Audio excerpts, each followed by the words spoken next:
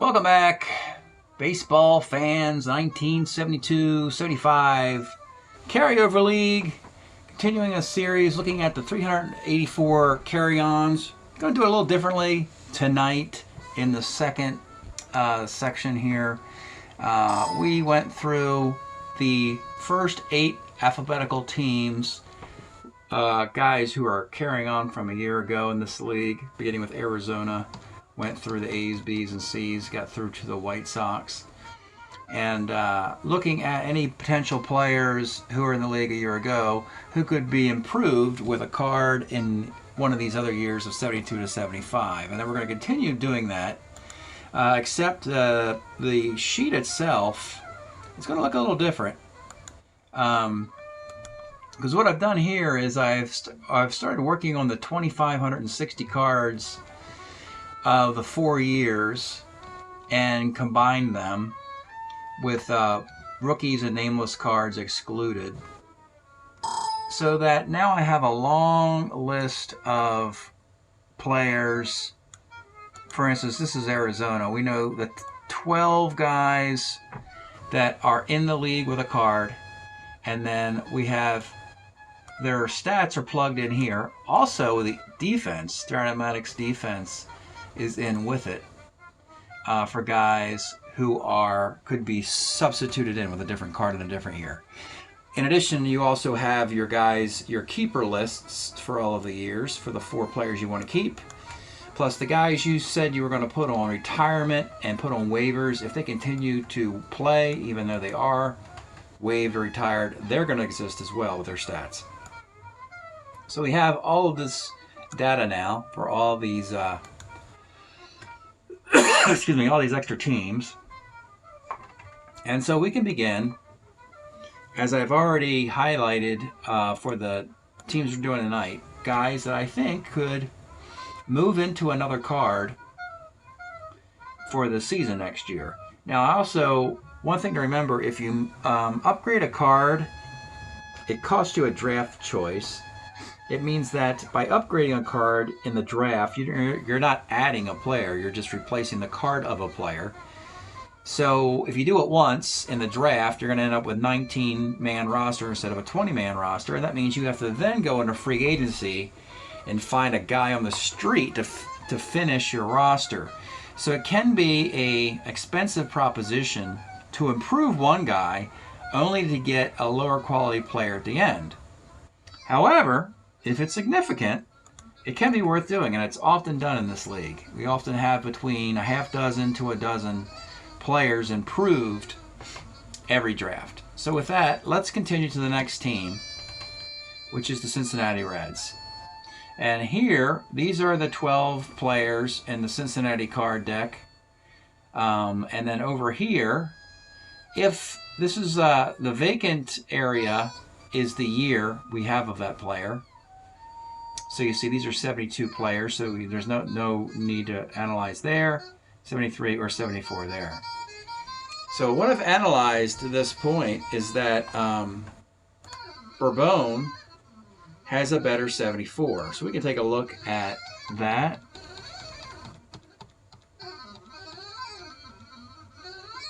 Bourbon, what's he doing 74? It's very interesting that this guy had low ERAs, though he often put a lot of men on base.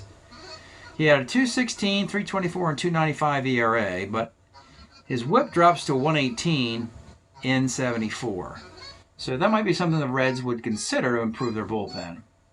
Also, Gary Nolan in 1975, he's not pitching on 3 days rest presently, though he's got a 1.006 whip. He comes back in 75, does Gary Nolan, and when he does, he can pitch on 3 days rest with a 1.09. 15-game winner, 3.16 ERA, and of course, the Reds won the 75 series, largely because Gary Nolan was helping them along the way. So his 72 card we used has been in the league a few years. He helped the Reds win the World Series a year ago with that card. You got one more crack at it, and then from there you're going to bump it up in the following season, the 2025 season. But you could do it next year in 2024, and you'd get that for 4 years. So that's something the Reds will consider. Bourbon and Nolan improvement. Next team is Cleveland. This stuff is kind of minor with Cleveland, but this is about looking really more at defense instead of stats. Jack Brohammer and Frank Duffy is a double play combination. Neither are particularly good fielders with their present cards. Brohammer in 72 is a 2E20 second baseman, even though his batting average is 233. Probably one of the reasons why the card wasn't selected. And Frank Duffy,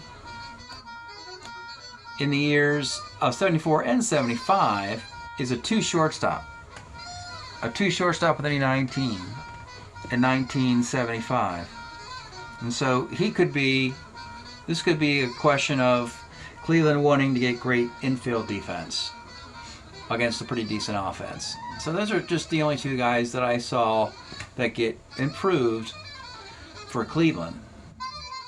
And again, you know, there's a couple ways of looking at that. It means if you don't see anybody or hardly see anybody, it means that you're in your best card, which is what you want to be. You don't want to see a whole bunch of improvements over here. That means you haven't been drafting properly because you've been neglecting those years previously. Next team is Colorado, the Rockies. And always looking to improve expansion teams. Oftentimes, expansion teams don't have a very fertile farm system because they don't exist. So they got to get their farm system from leftovers from other teams. So oftentimes they'll simply improve guys just to do something in the draft to get better, and then sign guys off the street who are probably as good as the guys that get stuck within the farm system. So normally you see a lot of guys with expansion teams like Colorado.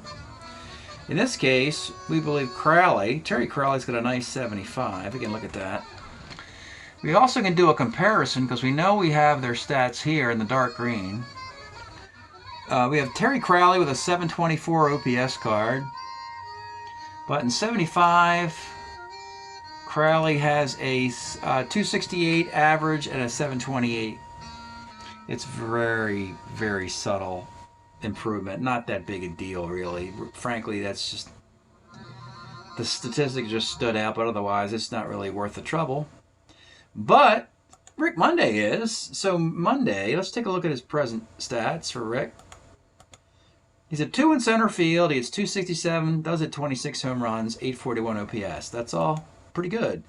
But we found that in 74, Monday. And one of the things was a year ago, they locked up their 74 cards because they took Don Money and Rick Auerbach in 74, who had amazing cards. So Monday could not get into a 74 card a year ago. Let's see what happens in 74 for Rick Monday. Well, he's a 1 in center field now. A 1E5 in center field. He hits 20 homers. He hits 294 with an 842 OPS.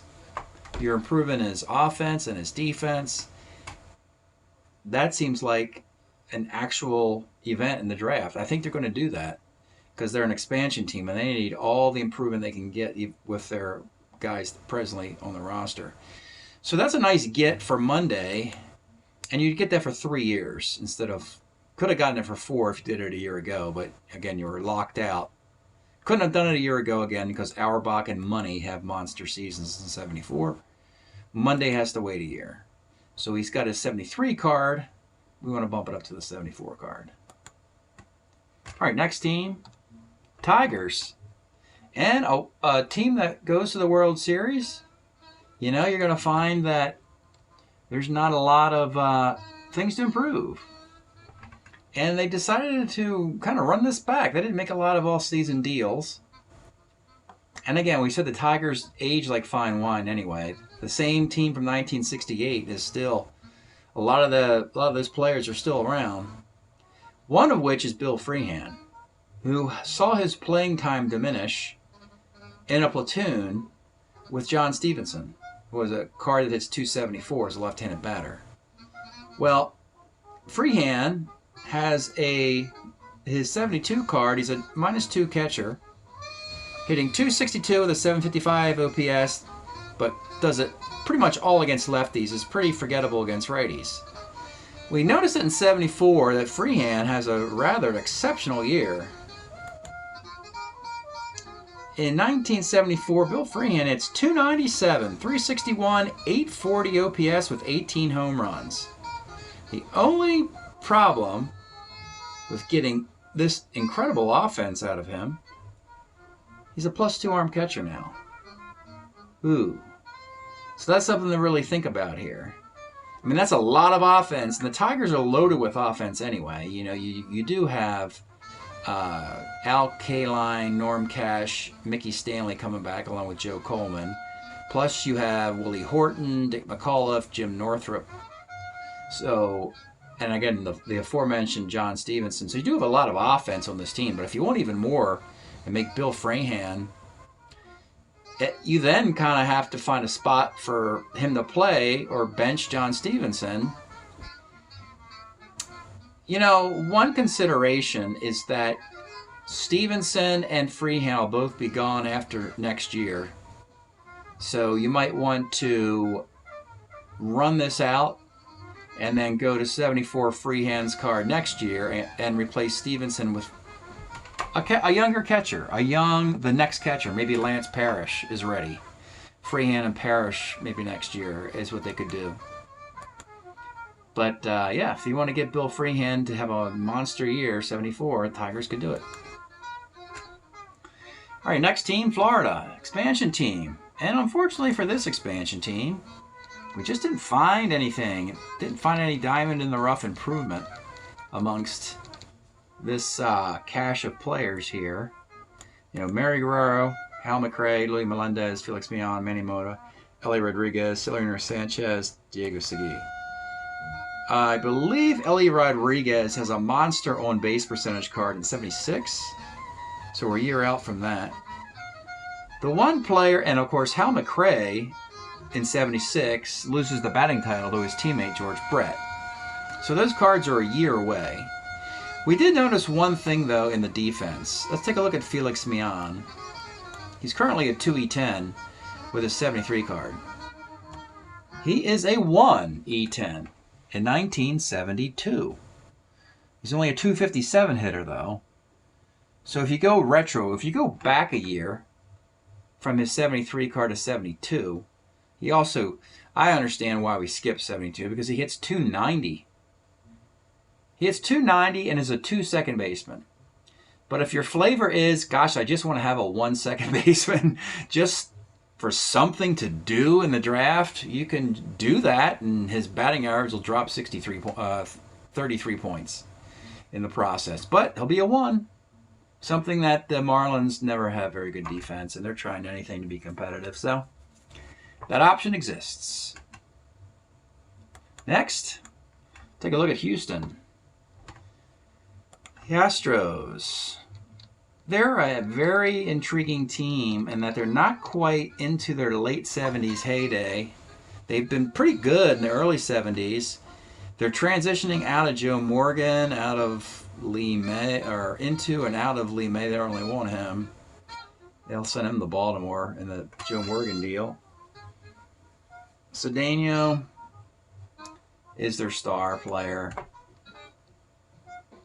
He's got 2 star cards, so I didn't think improving a star card to another star card. We were talking about a 1-3 center fielder turning into a 1-4 center fielder. Yeah, that's fine. If you want to waste a draft pick doing that on a bad team, you can. We did find that Larry Dierker has a very nice 74 with a 2.90 ERA.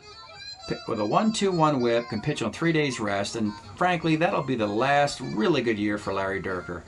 A guy, we've really enjoyed playing the Larry Dierker card beginning in '69. His '69 season's got an excellent strat card, and we like to. He's normally has been the ace of the Astros for the last 5 years. So Dierker and Cedeno are the improved guys, and frankly, they're holding on to Jim Wynn, which is good, because he should have been on the Dodgers in 74. So they're in the same division, so it helps the Astros just to keep a Dodger player around an extra year. Did not want to do that with Joe Morgan because of the history, Major League Baseball history. In the case of Jim Wynn, I feel like I can get away with it a little bit here. I think the Dodgers are loaded enough. They don't need Jim Wynn to contend for the 74 series. But Joe Morgan has to play on Cincinnati. There's no ifs and buts on that one. All right, next team. Kansas City Royals. And this is a... It's a lot of good news, but it's a bad news because it's all happening in the same year. So let's take a look at Kansas City. Problem here is that the kids need more time. And by kids, I mean George Brett, Al Cowens, Larry Gura. They're just not ready with the current cards they have to do a ton, which is one reason why the Royals wait until 1976 before they win the West. And four of their guys, particularly Brett and Cowens, get significantly better from where they were in 74. Brett turns into a 300 hitter. If you wait one more year, Brett's going to win the batting title in 76. And Cowens might get better in 76 as well. Gura's 73 card is in use, and it's pretty bad. So we're using Larry Gura right now with a 139 whip and a 487 ERA. If you bump him up to 75, Gura's got a nice 75. He actually was sent down, traded from the Cubs to the Yankees, from the Yankees to the Royals. But in 75, Gura's got a 351 ERA and a 141 whip. That's a little bit better for him. And then Mayberry, we already have a great Mayberry card in 72. 900 OPS, 25 homers. But in 75, Mayberry goes to 963 OPS, 34 homers. So Mayberry is, of these four players, Mayberry's going to have the best card, with Brett a runner-up. But it's all in the same year, and the other thing to consider is there might be some rookies in the year of 75 that you'd like to get into on the team. Trying to think of who it could be offhand. Maybe like a Dennis Leonard. They already have Splittorff and Gura and Doug Bird, Marty Patton. They got most of an outfield. They have Cowens and Otis. They still got Piniella. I don't think Wathan's not ready yet. Frank White's not ready yet either. They still have Rojas and Patek. Well, if the rookie class is pretty bad, you could make your 1975 picks two of these four players. Something to consider for the Royals. Our last team tonight, it's going to be the Dodgers, a team that disappointed a year ago. They've got some things to consider here. They got a nice little laundry list of improvement. I also identified absolutely no improvement on a few players. Jim Brewer's already in his best monster card. Crawford's in his best card. Garvey's in his MVP card. Tommy John has his Tommy John surgery and he doesn't pitch on 3 days rest for a while. And Don Sutton has his best card. But there's some other players here that are intriguing. Steve Yeager is presently using a batting average card for normally a great defensive catcher. Yeager is hitting 274 in our league, but he's a 4 with a +1 arm. And if you follow the Dodgers, you know that's an aberration. So you got your choice here of 74 or 75. You can bump him up to a -3 arm catcher, which would really help that Dodger pitching staff out. He hits 266 in 74, so we highlighted that year. Claude Osteen, he's getting up there in age, but he's still got a nice year in 73. 16 and 11, 331 ERA, can pitch on 3 days rest with a 1.21 whip. So that could be an upgrade for Osteen in a team that's always deep in starting pitching. Buckner. So Buckner, a little bit like Yeager. He's in a batting average card, as you can imagine. A couple of batting title guy. We got Buckner in a 319, 758 card, but he's a 487 in left field. If you make the move to 74, stats are about the same. 314, 763. but he's a 1 in left field. A 1 E8. So you go from a 4 to a 1 defense while keeping the same offense. That'd be a slick move. Yeager, if you did Yeager and Buckner improvement in 74, you're really helping that pitching staff. Automatic out in left field and a -3 arm catcher. And another improvement in 73, this is all about defense, it looks like, is Bill Russell. We have Bill Russell's 72 card in the league, but he's still much better in the outfield than at shortstop. He's a 1 in the outfield, but we don't really need it. We have enough outfielders. A 4 E42 at short, which is just not going to cut it. We've had backup shortstops like Jack Heidemann and Hallinier in the last few years to caddy for this guy. But it's time to Russell to start picking it at short. And later part of the decade, he's like a 3-30 most of the time. But you can get him into a 2 in 1973. 1973 is a 2E29, hitting 265. Got to sacrifice in batting average, but to get a 2 shortstop, Dodgers could significantly improve this team with a 1 -3 catcher, a 2 shortstop, and a 1 left field. Also, one more note, in 75, Ronce has a much better card. He batted 9th because of how much batting average the Dodgers possess. And say we got his 74 card in the league, 746 OPS. But in 75, he's up. He raises that 100 points to 845. It's 25 homers. He drives in 101 runs for a third baseman, and he's a 2E19.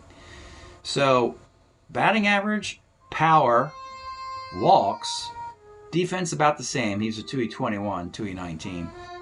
But still, I mean, your corner infield, Steve Garvey, Ronce, looking really good if you bump up, say to that card.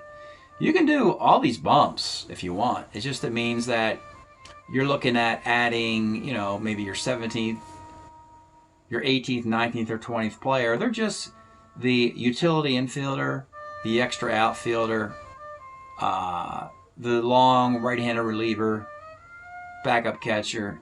That's what you normally add late when the draft's over and you're signing guys off the street to fill out your roster. So, very seldom I see a team do it 4 or 5 times, but I've had teams do it once or twice. Matter of fact, this is the team. So 2 years ago, the Dodgers, this is what they did. The Dodgers bumped up Don Sutton from a 71 to a 72 and Jim Brewer from a 71 and 72. Did both of those guys because 72 is the best year of their careers, both of these dudes. And by doing that, then at the end of the draft, they needed to add a backup catcher and a backup infielder. The backup catcher they added was a really bad Joe Ferguson of 71 to replace the 71 Sutton. And the backup infielder was 71 Garvey, who was a third baseman. So the 71 cards that Sutton and Brewer abandoned turned into 71 Ferguson and Garvey. They weren't very good. Then a year later, boom, we moved Ferguson into 73. We moved Garvey into 74, where he's the most valuable player. So it was a pretty good strategy. It actually worked for the Dodgers. In the first year, the Dodgers went to the playoffs. Last year, they just had a rough year and didn't make it. But you can't really blame all this on the pitching and these particular guys. The rest of the roster wasn't particularly good, I guess. But in any event, we've now looked at half of the league's carry-on guys. We know there's 12 times 32, which is 384. So we have half of that. 192 is half of 384. So we're going to, next week, we'll pause this. We'll dive right back into this next week. And we'll begin with Las Vegas. And we'll move through the next 8 teams and see if, continue this process. More analysis like this makes the draft go smoother and gets the teams more competitive. That's what we're looking for. Every advantage to have fun on every game we play is the goal with a competitive league. So thanks for checking this out, and we'll see you next week.